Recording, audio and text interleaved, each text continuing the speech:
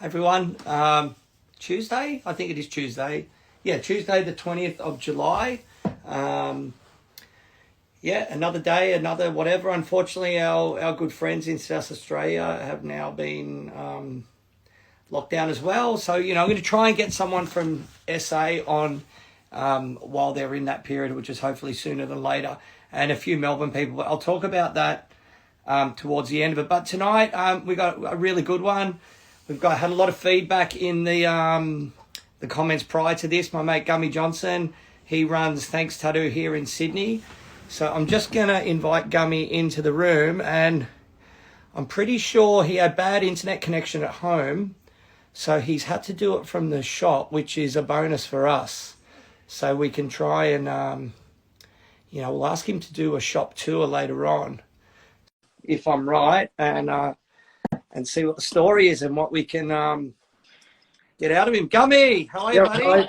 Hey, mate. How are you? You got me? Good, you well? Yeah, really good. How are you?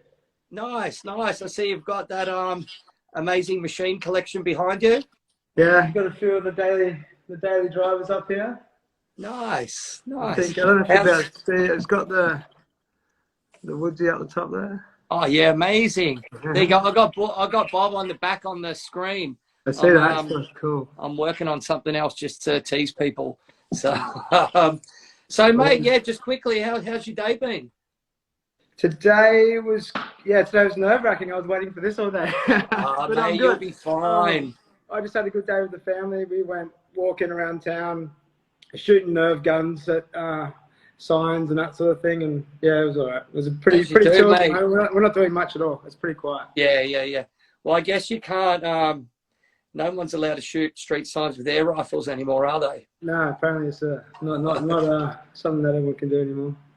Mate, speaking of family, mate, I just want to have a shout out to my mum.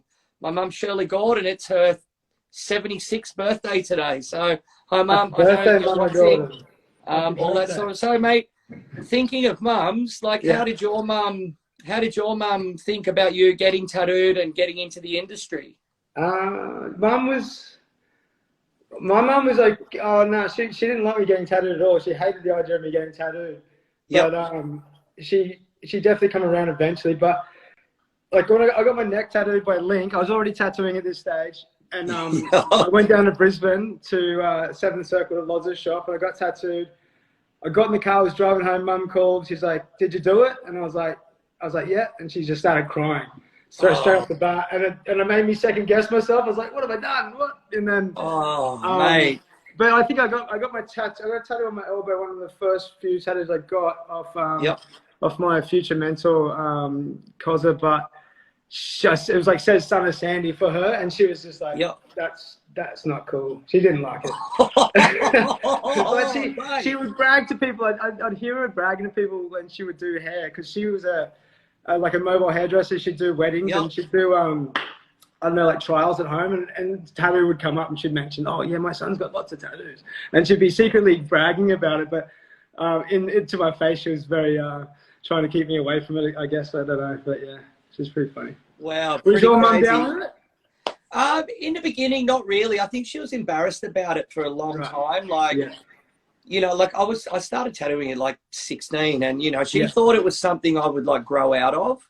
And I think I know you watch your mum, but only years and years later that she was talking to someone at her work, and she was talking to someone, "Oh, my son's a tattooist," and one of the girls in the office said, "Oh, is he really?" And she was quite surprised that she was interested in it. And then she said, "Oh, what's his name?" And my mum told her my name. She went, "Oh yeah, I've heard of him." And I think that was the time that made her start thinking, "Oh, maybe he's not such a scumbag." But now I know now she's very proud. Yeah, we're going to thank all the mums, because mums make some of the best designs in tattoos as well. The love of the mums, 100%. Amazing tattoos. So. Yeah, it's good. It's good. So, all right, what we're going to do is go back. So, what was your actual first tattoo that you got done? So I got tattooed by a guy called Joe Schmo. I don't know if you remember him. He was around. He was an American guy. Yep. He used to come out and guest a lot. Yeah. He worked like Wild at Heart, I think, in Brisbane with Bernie. Went down to Chapel, worked there for a bit. He also used to stay at Benno at Switchfoot's house and tattoo heaps of the Calandra crew from the Sunshine Coast. And like lots of the guys were getting, that's like probably my first introduction to seeing like fresh tattoos like regularly done all the time. And he was living in Brisbane. He'd finished up at Wild Heart, I think, and he was living in Brisbane in Wynnum. And a mate of mine, John, took me down to his house. He had like a home studio. And I got it was my father's last name in the back of my arm. Which is Johnston, which I'm known as Johnston now, but at the time when I got it, I was known by a different name, different last name. So. Benji's just jumped in and he's gone. He worked at Skin Effects for a bit as well. That's right. Yeah, he did. And I did get a bit of tattooing done at Skin Effects. He also went to Aces Wild, I think. I think he might have finished up working around that time. But yeah, he was in the Gold Coast doing some. He was training, like doing karate, like to get his visa and stuff. So he lived a crazy life. That guy worked in San Francisco back in like a real good heyday with like Aitchison and like a few others. He worked at Venice Beach at a really good tattoo shop there. I think Tattoo Asylum. Tattoo Asylum. Yeah. So yeah, no, he's a good dude. And everywhere a lot of people I meet from overseas will generally have a story that connects to him. Yeah. So cool, mate. Cool. All right, what we'll do, mate. The comments have been going crazy, so we're just going to roll back and say hi to stuff. Okay. Cool. So we've got, here we go. Marty's gone, Gum Dogs. A lot of people are waving and joining and all that stuff. We've got, Marty, fuck yeah, Tokyo Hardcore. 2 weeks, and Snow worked there too, actually. Brisbane now for the convention's gone. Hey, Rhys, hi, Gummy. Hope we're doing fine. We're good, mate. And we're glad you were able to get out, mate, and enjoy that Brisbane sun, buddy. Wick's like, fuck yeah, Gummy rules, which he does. Oh, a few people going, happy birthday, Mum. Here we go, Harry Aranda. Best wishes from Yui. Gamble Clothing, fuck yeah, Gummy. So, mate, you got all the love coming through, dude. It's great to see. Thanks, guys. I appreciate it all. It means a lot to me. So, all right. So next thing, so we know what your first tattoo was. Yep. What was the transition of you, like saying, becoming a customer to thinking to wanting to tattoo to actually start tattooing? Yeah. On the Sunshine Coast, where I was like growing up, there wasn't many shops actually. There's only like Cloundra, Kawana. Yep. Muchador, like Grey Ghost, Ink Attack. Yeah, Grey Ghost. Was that Randy? Yeah, the old rebel fella. Yep. I'm a little bit lost for some of the. Down in Cloundra had a Julio, maybe I can't remember actually. Yep. But anyway, AJ was at Ink Attack. There was Noosa shops, cool. Like Carl Swallow and Neil had a shop. Anyway, not many shops. Kind of like was keen to do some tattooing. Was tattooing some like drawing a lot of flash and stuff, but. Didn't like it was kind of in the times where you had to have an in to get into you had to know somebody basically. That wasn't happening. But one of our friends who through like very much like very close mutual friends, Vincent McKenzie or Corey McKenzie, he started working at Ink Attack. He started apprenticing. He was already tattooing, he was good. He was like a real artistically talented fellow. So he started tattooing at Ink Attack. We were all getting tattooed off him. Like weekly pretty much. It was like everyone was sort of getting into it, and he was leaving Ink Attack to start up his own thing, and that was a pretty crazy time to do that on the Sunshine Coast when the shops were controlled by some other people. And I helped him. I had a computer, I think, and I helped him write up some business plans. He ended up letting me tattoo myself at his house during that time, and then when he opened the studio, that's sort of when I sort of had, okay, I'm going to give up my job, which I was plastering at the time. I was solid rendering. Who were you doing that with? Before me and Benno were working together. We had a business. Tell people about Benno. Benno runs a shop in Nambour. Benno runs, he's got 7 Seas in Nambour. He's got the Switchfoot, arm benches and the pedals. I don't think he's doing much with pedals. But the arm benches are solid. The best going around. But me and Ben have been friends for, I'm not sure, like 25, 30, I don't know, 25 years. Really, like, one of my brothers. Like he's probably one of the biggest inspirations, and one of the guys that kind of, I don't know, I remember I told him once I was going to tattoo him. He's like, "Fuck off, you never tattooing me." And you know, we both own shops now. We both tattooed each other. But Cool. yeah, I guess I don't know. It was not something that I was consciously going to achieve until I was like, "No, I'm going to give my job up." I went to. That's what happened too. Cosmo lost his license, or Vincent lost his license, and I had a car. He couldn't get around. He was letting me tattoo from home and clean my equipment at the shop. I do his tubes and I do my tubes. Yeah, but he must have, obviously he saw something in you to even just to get to that stage. I think he saw that I wasn't going to give up. And he was like very much, you know, he definitely wasn't going to give anything to anyone that wasn't going to put it in. And yeah, just sort of, it was a bit of a fluke in a little few ways, but you know, I think it was meant to happen in some way too, because I was trying my best to get in there. Yeah, that's the thing. Like, you know, especially from, you know, those eras, like tattooing's had its own filter system, and a lot of people would have given up, you know, and I think when, you know, somebody sees someone so persistent, you know, they might crack the door open a little bit, which was the start of, you know, got you to your apprenticeship. What was your apprenticeship like when you actually started full-time in the shop? So I was also lucky in the way that he started a new shop. So it was only himself and another guy called Bo working at the time. So they had to pay the rent. And I think I did probably about 4 or 5 months with just doing the shop. Like I was there all day from like 8 o'clock till 9 o'clock, 10 o'clock, doing the floors, doing whatever they need me to do. And then I would basically, I'd go to work at a pub at night time just to get a little bit of money. And then about maybe the 6 months, 8 months region, he started letting me tattoo friends after hours. So if I wasn't at the pub, or if I wasn't at the shop, I was at the pub. If I wasn't at the pub, I was at the shop tattooing. And then I was tattooing full time probably around about the year mark, pretty much like as a full time gig.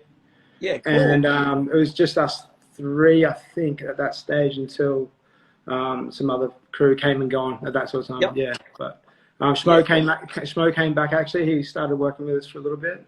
Yeah, cool. But it was a pretty tough time. It was a tough time on Vincent too. He had to go through a lot of shit, like dodgy shit, and it affected him a lot with his work and stuff. And it was pretty hard for him. So it was good to be there and help. It was what it was at the time. It wasn't anything too big. So with that, talking about like the sort of was Mooloolaba like was it because it's like a holiday destination? Was it seasonal? Was it boom and bust periods? Or we were lucky because we were in the area of we're in the era of freestyle motocross. Wow. So like 2000, I started tattooing in 2008, and that was like Metal Militia, Krusty's Demons at that time. So everyone wanted to get tattooed, and it was like new school, like big, colorful, like really like, but everyone. Yeah, new school was like pre-trad, wasn't it? Definitely. Oh, well, definitely like this for my career for sure. It was like everyone wouldn't get one tattoo; they'd get a sleeve, and it would be like a fully packed sleeve. It'd be a full chest. It'd be like it was like real like macho sort of testosterone charged stuff. Pistons and dice and flaming stuff and skulls. And, it was cool. So mate, it was good. Flames, mate. We've all done a few sets of forearms of flames. Definitely, dice. Sure. You know, skulls. Yeah, negative stars, mate. If you can't think of anything to fill it up, fuck it, that'll do. Yeah. Bit of pink, bit of purple.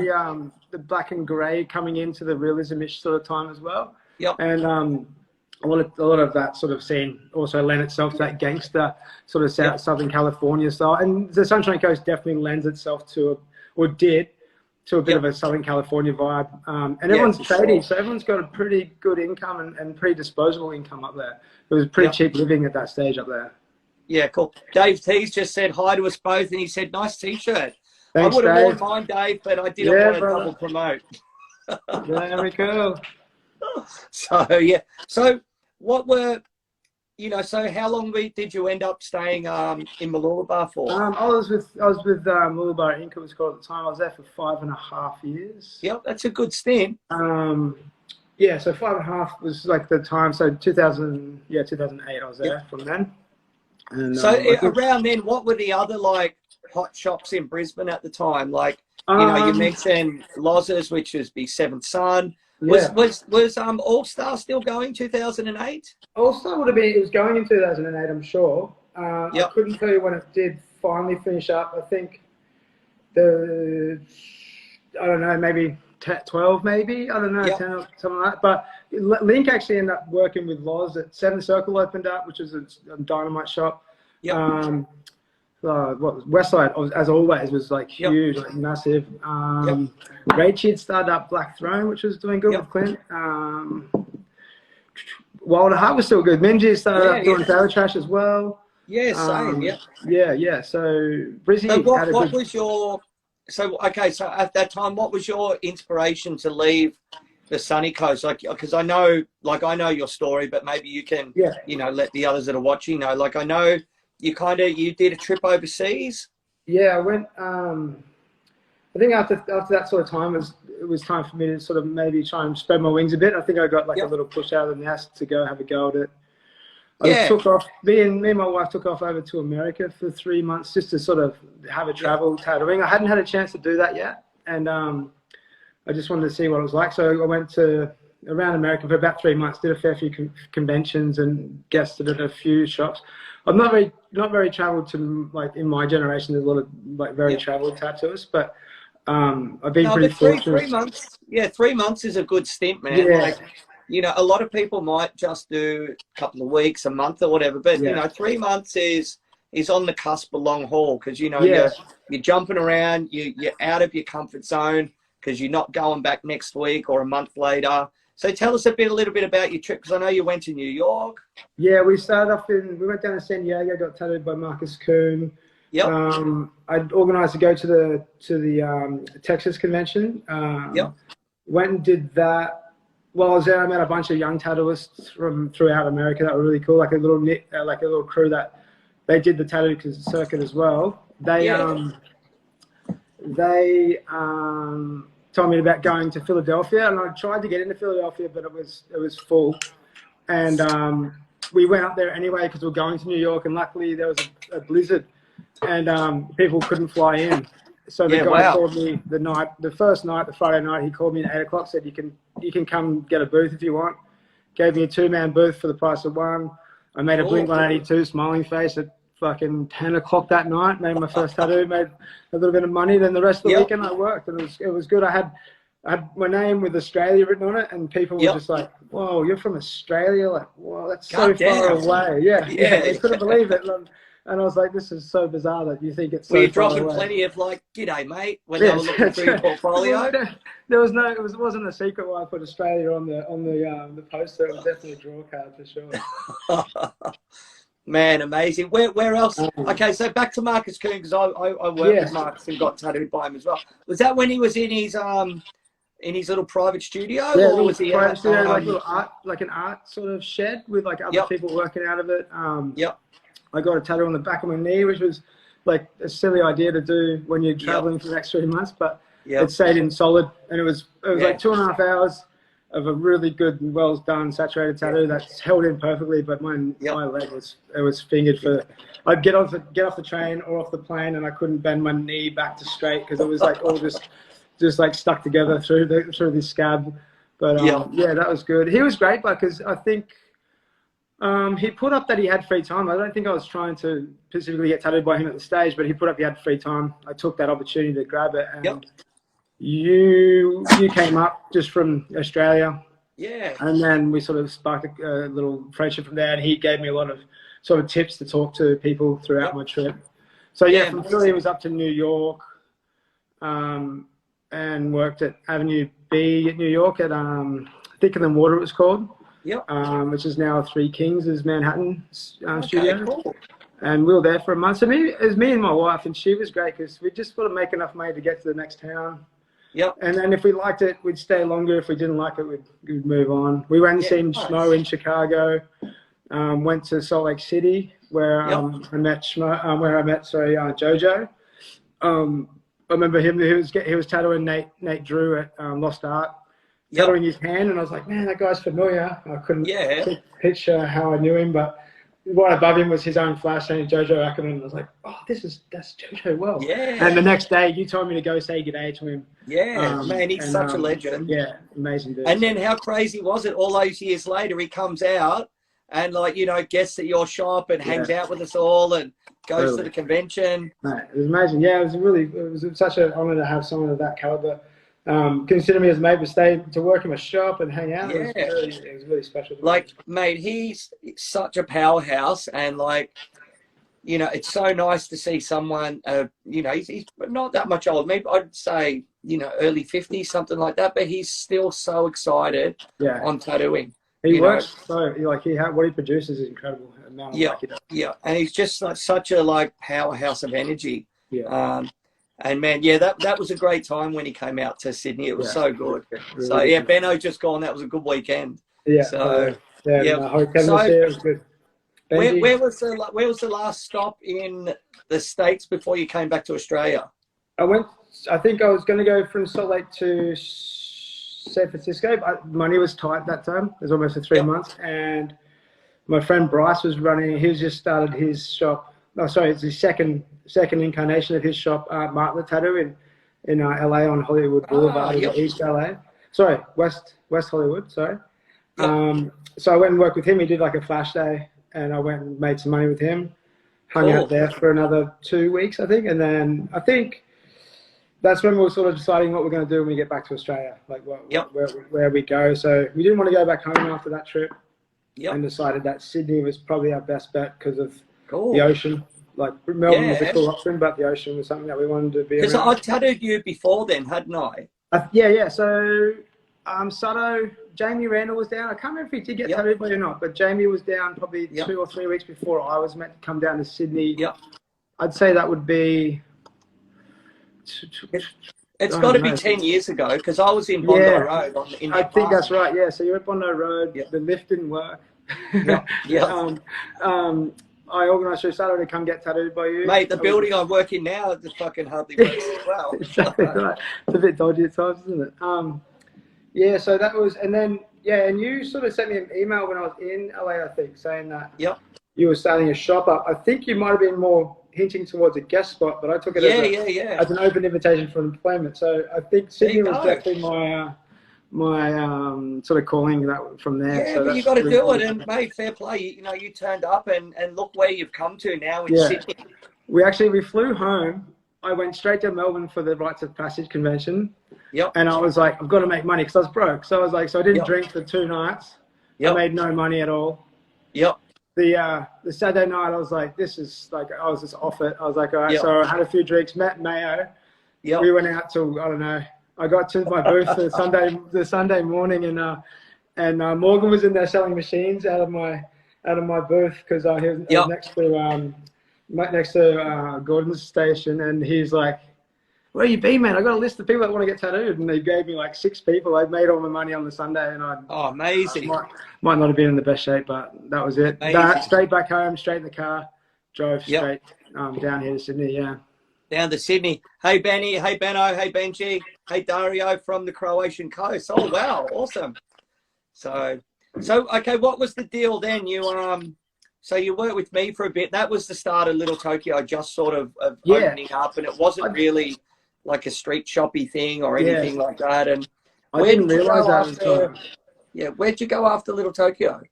I remember you tattooed Sutto there. Yeah, I tattooed a few crew there right at the start when I first got to Sydney, and then I didn't realise it was a private studio either. I didn't have any clientele down here, so I realised I wasn't cutting the mustard there, and I had to hit the streets a bit. So I went to King's Cross Inc.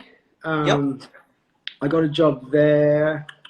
I'm not even sure how I got that. I think it might have been through Beth Lonsdale. She might have been on the counter there. I think I was. Because I think we were all sort of hanging out then around that. Bondi was it still is very small, but you know, Mark and Beth lived down there. I lived there. You lived there, and I think through our peripheral group of friends, you know, we probably all just came across each other and went from there. Yeah, I think Marcus started with you, but Beth was there anyway, and I got the job there, and I think it was like sort of Enku was there. Vic James was there. That's right.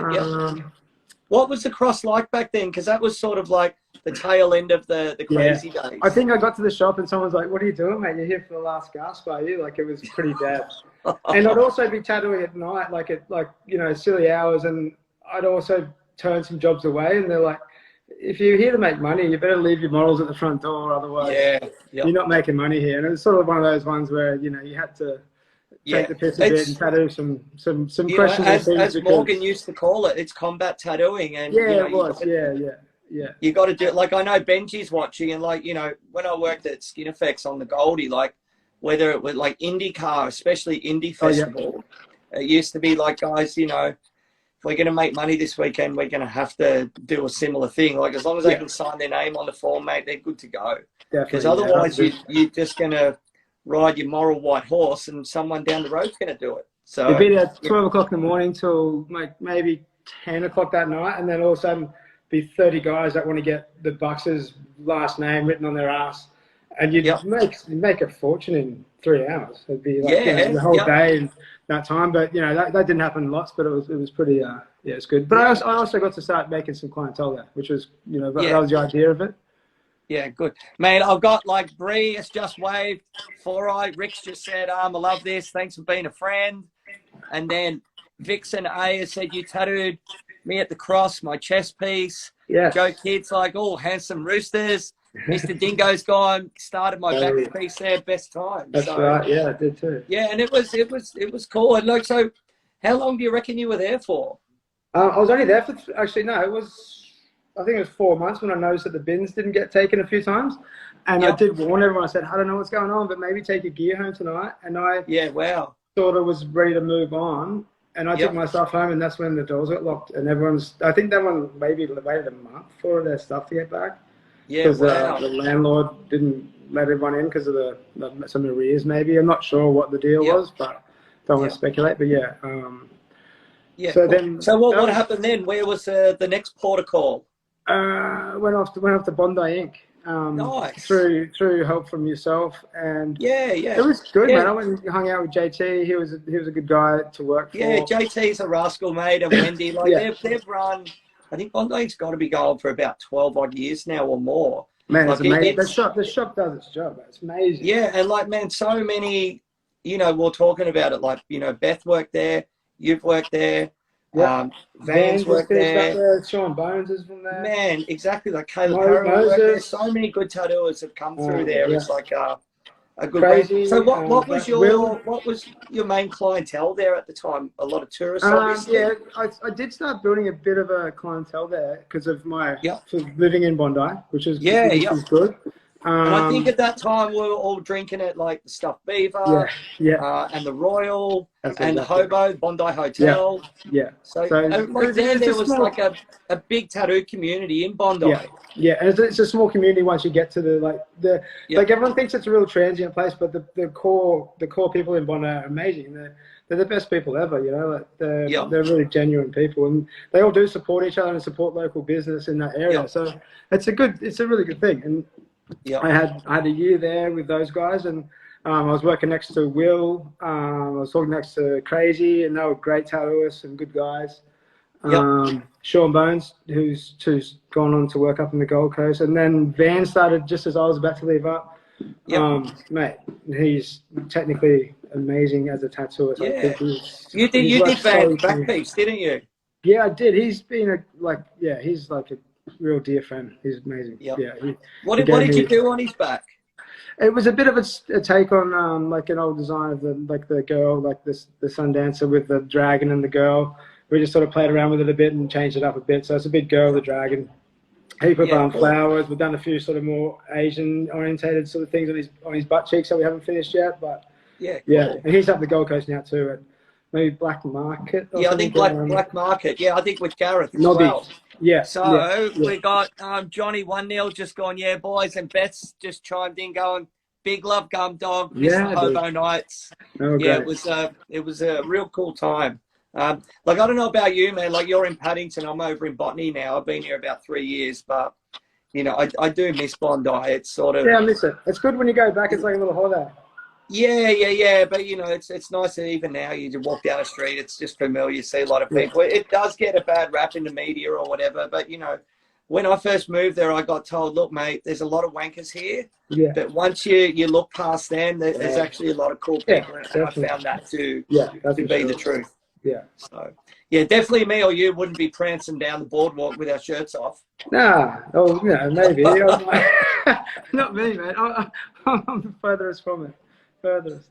So, all right. So after Bondi Inc., what happened then? Because I made friends with Rick Vaughan like throughout my time. Four Eyes, yeah. And there was a talk that there was a shop available to buy, which was Bill R's shop. What's he called again? Bill's Custom Tattoo. Yeah. Where we're at now in Oxford Street, and I think Rick and Lauren, his girl, they came up one day and had a chat to him, and it was for sale. He put an offer at us. We took it, and the rest of that's history. We just took over this space. My time was done. I was at Bondi for a year, and I was kind of pretty stagnant there as well. And I kind of done what I needed to do by getting a bit of a clientele around town. And so it was kind of it wasn't a purpose thing. Like I didn't plan on owning a shop. But sometimes that's you know, that's life or that's tattooing or whatever. You know, an opportunity presents itself. Yeah, and so you take it. Yeah, it came up and we jumped at the chance. But you've been like, just for people that don't know, like Four Eyes or Rick, like he was sort of, I think you can say like a pioneer of like doing the sort of jailhouse style, funny word lettering. He's got his own contemporary take on sort of jailhouse tattooing. And he was tattooing some, like I've seen some of his tattoos when he first started, when he was doing more traditionally based stuff, and they're epic. And he just eventually put his own style into what he liked, and he's got an eye for continuity and making a tattoo look. It's still, his tattoos look like, he doesn't care what you think about the images or what it is, but it just appeals to the eye. It looks great. But that doesn't matter. Like, you know, we've been fortunate to see tattooing change so much. Yeah, definitely. You know? Yeah, definitely. And I think Rick even put out like a book early in the piece, like a little booklet. He used to make little flashbacks. They were amazing. They were cool. Yeah. And I still tattoo. I've got 2 of his books here. I tattoo out of them. Still, people they're like, oh, have you got something? Oh, cool. Give me a look. And great. Yeah. He's got it going on. It's really a bit of a. And we get some Bondi comments. So we got Dean Tearcott, Bondi rocks, and then his partner Marcel's like, Bondi's all about shirts off. Come on, boys. Yeah, I know. Your husband Dean prances up and down the soft sand with that lovely colourful upper bodysuit I've done on him. At the bar at the wrong time of night, you might have a shirt off, maybe. Yeah. So, Mr. Dingo's gone, credit to the work you put in the shop. It's changed a lot. So, so tell us about what it was like when you took over Bill's and to where it is now. It was, me and Rick walked in. It was yellow walls, flash from like Cherry Creek. It's an amazing flash, but like incredibly flash. It would have been almost like a time capsule, like it stood still. Yeah, but there's actually some really cool like early Rasher stuff, Sylvia Rasher sheets, split sheets, like some really cool stuff as well. As what you'd expect is like more, say, like the Cherry Creeks and the Tattoo brand and all that sort of stuff. There was a lot of cool sort of more. Hey, can you tell us about the most famous person Bill tattooed? I think Bill tattooed Elton John here. Correct. Yeah. Correct, he did. And actually, another bit of trivia for the shop. Loz did his first tattoo in this studio. Oh, wow. 7 Circles. So he was telling me this at the convention a few years back. So before Bill had it, it was AJ's Jewelry, and it was called Needles and Pins. And I think Duncan worked there for a bit as well. I think that's correct. Yeah, he did tell me that he did work here. Yeah, and is it Piercing Urge? Was it Piercing Urge used to be there opposite the Gaslight on Crown Street. Right. Okay, cool. So it was I think, were they here but before they went around there? Is that correct? Oh, that I can't tell you. Okay, so it was called AJ's Needles and Pins, a jeweler, a piercer, and Happy worked here. Loz did a tattoo here with Happy's equipment at the shop, like many moons ago before Bill. So I think they had it for about 4 years, and then Bill had it for 18. And then we've had it for 5. So nice. Nice. Yeah. So yeah, but yeah, definitely we changed a lot. It was like a very small traditional style shop, very small bays, only 4 bays. Like 1/3 of the shop. The rest of the shop was waiting room, pinball machine, flash. Yeah. Did you get to keep the pinball machine? No, that would have been all right though. That was a got pretty it. good one. Yeah, got it. So we got some more good comments coming through. So Doctor Who tattoo, it was the same when I was growing up to when I did a guest spot there, which means it hasn't changed. Definitely. And 4 Eyes is like, respect and love to you boys. Thanks for the love. No worries, mate. You did Rick did a crazy thing for tattooing. Like it was on that time when it was changing, and helped pioneer for what people are doing now. He went to his first studio, the one he had in his garage. It was set up so cool. It was like a full little like shop inside a garage. It was sick. Yeah, windows and everything. It was really cool. Yeah.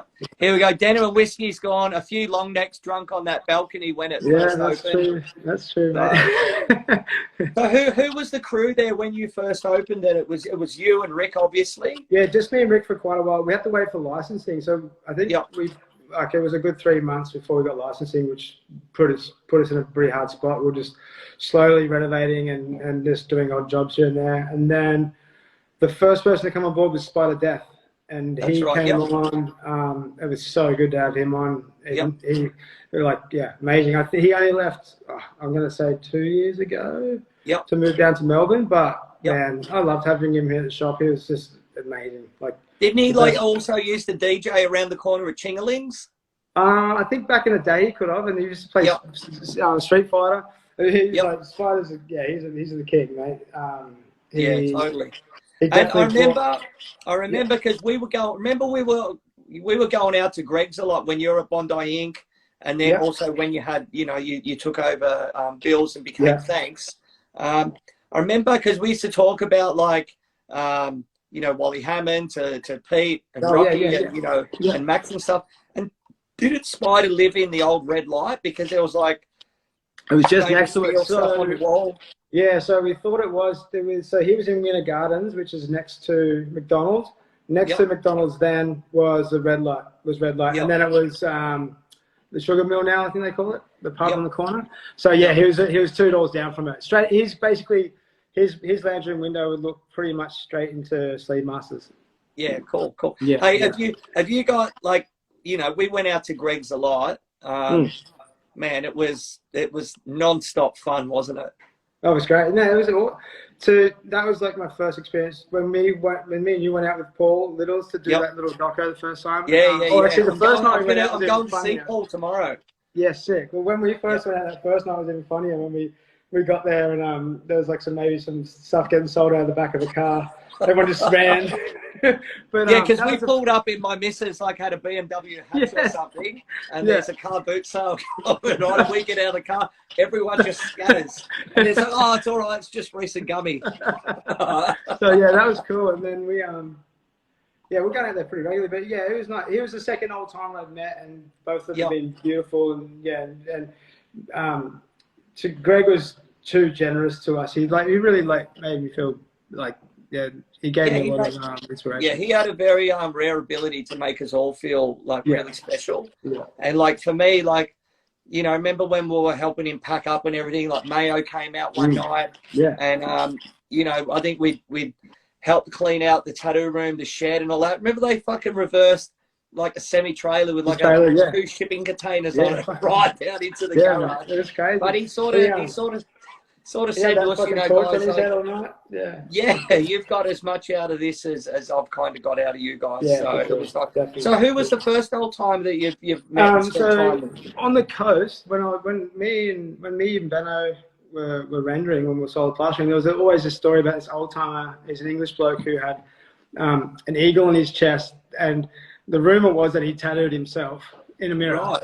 And it was a pretty cool old eagle. Anyway, we met him at the supply joint all the time.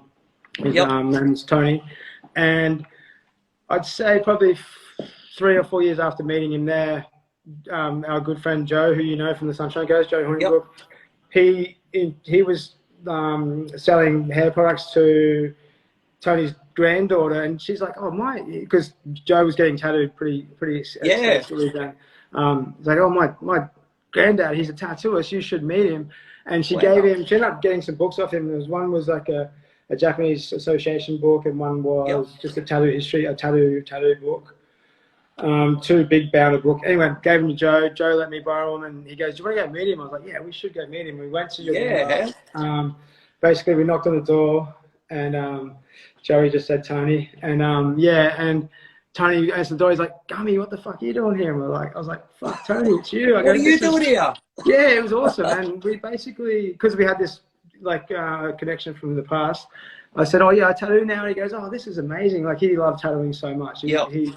He basically probably stopped tattooing maybe 10. He was, I don't want to be incorrect to his age. I think his early 70s when he passed, but he was probably at 60, mid 60s. He was like tattooing probably up to then, and he was still rendering. But he had he had an eagle across his chest by Les Scoos, the original Les Scoos. He had a tiger in the center of his chest by him, tattooed by Ronnie Ackers a fair bit. Ronnie Ackers painted his shop windows in Dover back in the day, and he moved out here to Ipswich in the 80s and tattooed on Brisbane Road.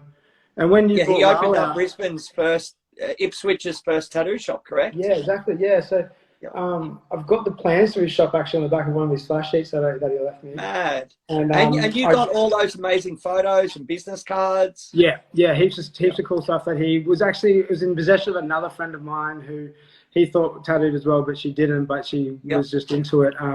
It was basically I talked to her boyfriend. They'd broken up. It was sitting in the basement about to get thrown out. And now, don't you have some of Tony's splash on your walls? Yeah, definitely. I can give you a look at some. I got some stuff right Hey, while we're doing, we've got about 15 minutes left, and I don't know about you, but this time's flown already. Yeah, it does. Yeah. So what I might do is, can you just give us like a tour of the shop, and like even if you take your phone off and you know whether you want to do whatever, and because it's such a cool shop, like. I remember, like, maybe a month or so ago, asking some of the guys from Tattoo Rosies and girls, we come over and did a paint night. Yeah, exactly. And, like, the next day, everyone from my shop to come over, like, man, it's such a cool shop. It's got, thanks, guys. the unique, like, vintage trad feel to it. Yeah, we're trying to keep it to what we sort of our aesthetic that we're into, but I'll just turn it around and give you a bit of a... Yeah, just slowly run it over the walls. All right, cool. So this is where Shal works. I'll give you a rundown of who's here as well at the same time. Yeah, cool. That's where Shal works. Shal's from Brisbane, Gold Coast. He's West Side, trained under Matt. And then you got, I don't know, some Greg stuff there. Yep. That's one of Tony's sheets there. Okay. Was that picture machine stuff? This is mainly picture machine or sporting lodges. Yep. And what was Tony's shop called? Tony Tattoo. Yeah. Okay, there you go. And then he had like a catchphrase saying, "Art on the most unique surface, the most unique canvas, the human skin." Yeah, amazing. It's pretty cool. In this corner here, that's another one of Tony's. Yep. Pieces of flash. That's a heap of Sanchez's flash there as well. Yeah, I was checking out. Sanchez has got an amazing collection of machines from Morgan. He does, yeah. He's been getting tattooed machines off him since he started. He said it's like mostly all he's really got. That's the balcony? That's the balcony where you go see. This is Oxford Street out there, which is a quiet little place. Yep. And then this is where I work out of. Cool. Give us a little rundown of your shop, of your work area. So that's an original Bob Woods up there that I got off Greg. Yep. Which is a very big honour of mine. Yep. Another one of Tony's up there. Yep. Got an original here from Rich Hardy, who worked at the studio for quite a while. Tommy, the young apprentice, and a Dick by Spider. Oh, that looks like it's had a hard time. Yeah, it's been through the ringer. Yeah, just all my little collectibles. Just a little thing that people sign when they come. Yep. One of Billy's sculptures, a bunch of pens. I don't know. What are your favourite daily drivers, mate? Give us a little rundown. I actually use Waller irons from Arkansas. Yep.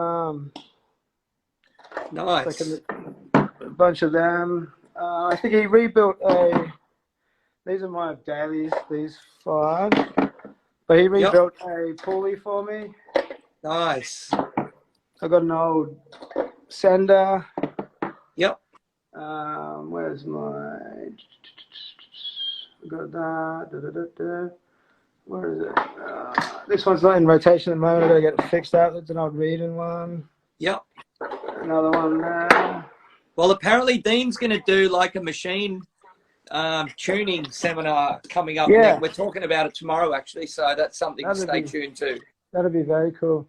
But yeah, so that's like sort of that. And then I got Tom Payne in this spot here. Nice. You can see by his. Tom's got his own distinct thing going on, mate. It's amazing. And this station here was like Wick Station, Spider Station. Yep. And then just a few more bits of art, some Horiyoshi stuff. Yep. Zeiss sheet, a spider sheet, a bunch of photos that Rich Hardy left me when he left the shop. Oh yeah, give us a zoom in on them, because isn't that what Richard get a lot of his inspiration from? Yeah, Rich is like, mate, he's one and only, mate. He knows what he's talking about when it comes to the old time. Yep. And he, I imagine with Rich there in that time, he's helped inspire the direction you've gone in. Yeah, there's no doubt, and it's it'd be silly if I didn't credit him to that, because I definitely look up to his style of tattooing for sure. Yeah, he's done so much good stuff for tattooing. This is Nina's station, Goat Lumps, and she's amazing. She came up from Melbourne. She was guessing with us the whole start of the shop. Yeah, cool. And she moved up for a boyfriend. We've got a few flash sheets off at the moment because Tom. Hey, just go back and give us a long shot, like back down towards the Bills sign. No, the other way. Yep. All right. No. Walk up back and then just stop still. There you go. Yeah, so that's cool. Yeah. And then where's the entry? Just to the left here, just there, and that's where the front desk is in front of that. Yep. Yeah, cool. Can you run through some of the flash you've got going on the walls? So there's a bit of tiny stuff at the top here. Yep. That's all just coloured in picture machine. This is one from Phoebe Steele. Man, Phoebe's amazing. So talk to us about Phoebe. She's one of your apprentices? Yeah, so her and Tommy are both apprenticing at the studio. She's just a really good chick. She paints amazingly. They're both put in such a big effort so far, and that's Tom's there. So Tommy's a bit of flash there. Yeah, cool. I'm proud to have both of them working with us and helping them get along. Yeah. How are you finding? Oh, sorry. Keep going. Yeah, you go. No, you go. This one here is a good one. This is Ben Ford. He's Richard's apprentice. He's over in England again now. Oh. But yeah, so that's a few of them. I've still got a few Wicks still up here a little bit. Yep. But nice. All right. So what we'll do for the later, we'll talk about. So how are you finding, having two apprentices? Yeah, it's good. It's been challenging for me. Just because it obviously takes a lot of time out of your own sort of creativity and what you're trying to do with things. But they're amazing. They help me just as much as I help them. They're really, But it's not they're both. They're both not like 18-year-old kids, so it must be a bit easier in that way. And like I've met them both a few times, and they're both so driven. Yeah, I'm pretty. Which is it's hard to find like that thing where you're trying to hand something on to someone that you've worked hard for, that you like. Yep. You didn't take advantage of, and then have the same thing reciprocated back where they have the same they appreciative and they put in it's just it's good. Pretty happy. Awesome. So just go back. How would you characterize the style of tattooing that you're doing predominantly now? So I try to do traditional tattoo, like sort of more turn of the century.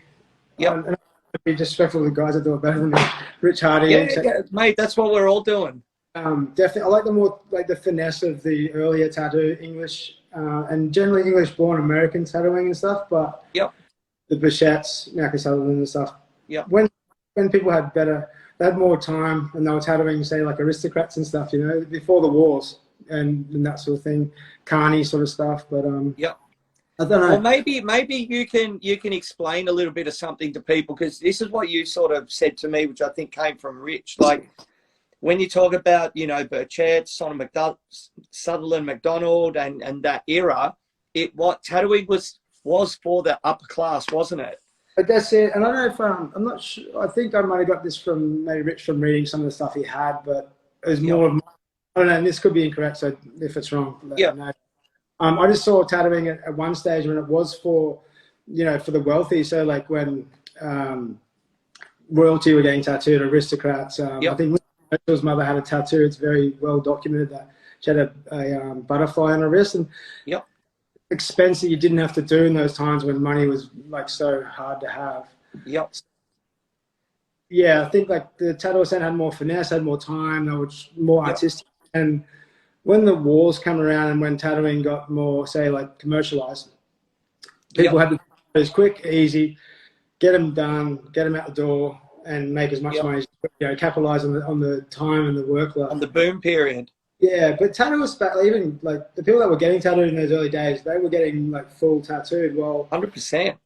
Life, people were getting 1 or 2 tattoos, and that was it. Like they'd go to a port, get 1 tattoo, go to the next, another. Might be it. They might do 2 or 3 tattoos on a trip, and then they'd never leave the country again. Whereas, Carney were getting tattooed to be tattoo people displayed and that sort of thing.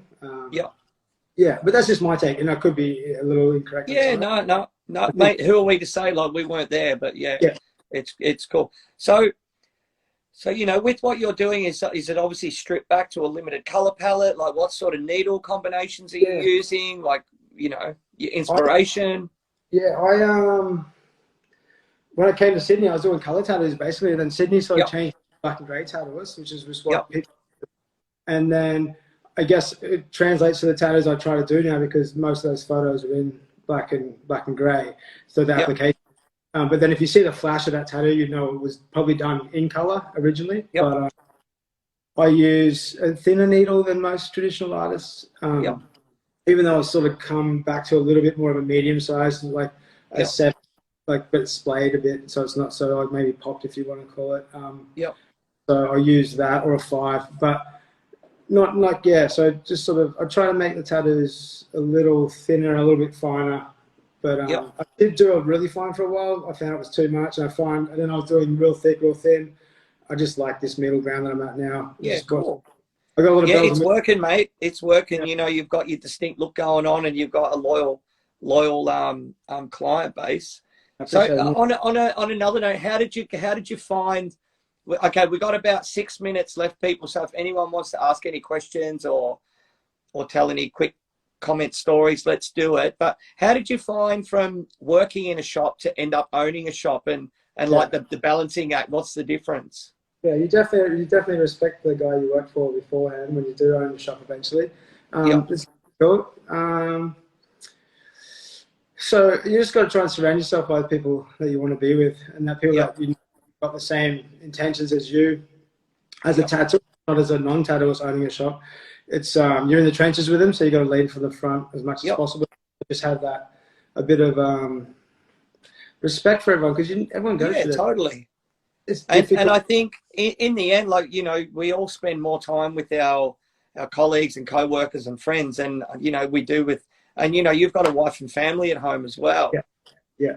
I miss a lot of my time with my son. Like, did for us sometimes, like, always at work, but it's life, with the shop. She helps out with all the back end of this thing. She does all the real hard. Here we go. We got Wick's just got in. He's gone. Gummy gave me the opportunity in a big shop and changed my life. Couldn't thank him enough. What a legend. Amazing, Wick. And mate, you've done him proud on yourself. Like, what a phenomenal tattooer. I know Wick's work. Please check it out. It's really amazing. I've been lucky, the people that have come through the shop, and we haven't gone out specifically like sort of targeting tattooers, so we want to work in the shop.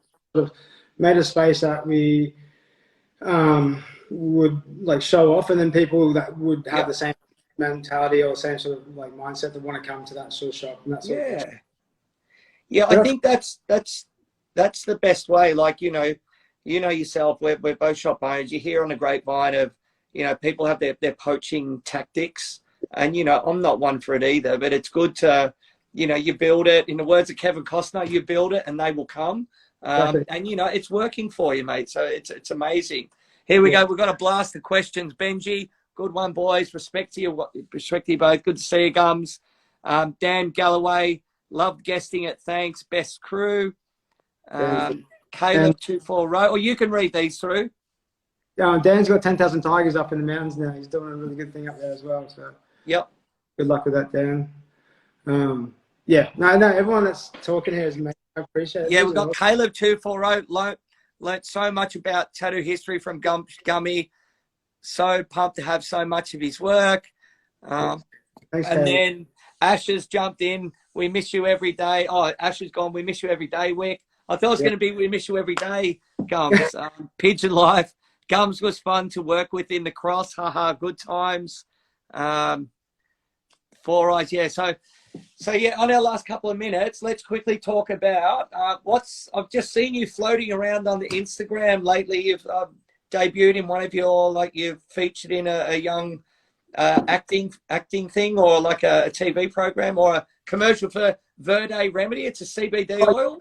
It's a client of mine he sells CBD oil to it's like, I think it's come come through Little Tokyo. Yeah, people jump on it. Yeah, great guy. And he basically did something with Monster Children, or I don't know how it all worked out in the end, but he got a crew together and did like a little creative episode, people that create. And I was really fortunate. The guys I worked with that did the shoot were just amazing young guys that were doing their thing. It was fun. They came to the studio, they filled the place with smoke and made it look like it was a really, I don't know, a different feel. And yeah, no, that was fun. And if you get a chance to have a look at it, I think it's on Verde. I don't even know. Hey, didn't you just do like a road trip for some sort of guerrilla food show or guerrilla food critics show? Yeah, with Paulie, we try to do a little a travel food show with Grizz and Luke Powell. And yeah, we're getting the final thing edited, like a little pilot, and then we'll put it to whoever wants to see it and see if anyone wants to give us some funding to do another episode. And come to you can't say too much for contractual reasons. Yeah, man, I don't know if there's any contracts yet. But also you've actually done like quite a. Remember you did what was the T-shirt you did with one of the, was that General Pants or? Yeah, with Insight, my boy Insight, Josh. I did one with him. We did a dragon sort of yardage print and some hairs with Insight, the brand, which is really cool. It was a really fun thing to work with him because he's amazing. He's got such a really good way of doing things, and it was nice to work with him. And I also did one with Matty Boris, who you tattooed back in the day with him, with O'Neill as well. Yep. A few seasons back as well. But yeah, it's been fun. I enjoy doing stuff outside of tattooing, but also to tattooing as much as we can as well, Yeah, totally. And I think that's one of the beauties of Sydney is it's such a melting pot. Down the road you got Bondi, you got the city, you got Manly, you got the suburbs, you've got the mountains, you've got everything. It's like, I'm not from here either. You're from the Sunshine Coast, I'm from Melbourne, but it's been a good city to me and been very kind to me, and you just try and give back to it. Yeah, I grew up in Dubbo, and my mum would say that, before I moved to the Sunshine Coast, I was 10 when I moved up there. My mum would always say that when I drive over the hill, West Dubbo, which is like a very small town, you'd see the lights. I'd say that's my Sydney. I always had something that I really was drawn to. So there you go. Be a part of it. Crazy. Yeah. Mate, we're getting close to time. Anything you want to say or wrap up with? No, just thanks to everyone that watched tonight. I hope I didn't come across too silly, but thanks to you, Rhys. No, you come across awesome. You do a lot for us in all sorts of aspects, and you're always going. So thanks, Rhys. Yeah, no, it's fun, mate. And mate, one of the beauties of tattooing now is we've got a strong friendship for a long time, but tattooing now, so many people are reaching out to each other through so many different platforms. Like a lot of the barriers have come right down. Tattooing is in a great place, and it's a free for all to an extent, and you can make it what you want it to be, and you've created an amazing shop, so many amazing people, past, present, and future. So yeah, it's a great thing. Yes, yeah. Thanks very much. Yeah, cool. All right, just quickly before we wrap up. So, what day? It's Tuesday, isn't it? Yeah. I keep forgetting at the moment. So Thursday I have Megan Oliver that that I work with at Little Tokyo. Megan's one of the like foremost like powerhouses of female tattooing here in Sydney. She's got a super interesting story.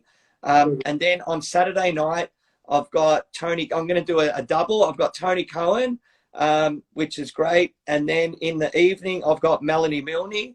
And then next week, over the coming days, I'm going to drop some more, but next week's pretty full. And then hopefully these lockdowns won't, but it looks like they're going to carry on and we're just going to keep doing more and more. So if people are out there and they've got some requests of who they want us to interview, just sort of DM or whatever you want to do and we'll do it. But thanks so much tonight, Gummy. And where can people, what's the best way for people to contact you or your studio? Thanks Tattoo Sydney on Instagram, Gummy Johnston on Instagram. All the emails are through there. So yeah, just hit us up. And I've got a shop full of good guys that are really keen to work and they do great work. So yeah. What's your street address? So when people are out walking through Sydney and they want to just kill some time, they can check out where this shop is. 143 Oxford Street in so we're between Taylor Square and Crown Street basically. So yeah. Amazing. Cool. All right, guy. I love you, mate. Talk to you soon. And thanks, everyone. See you Thursday. Good, mate. Thanks. Ciao.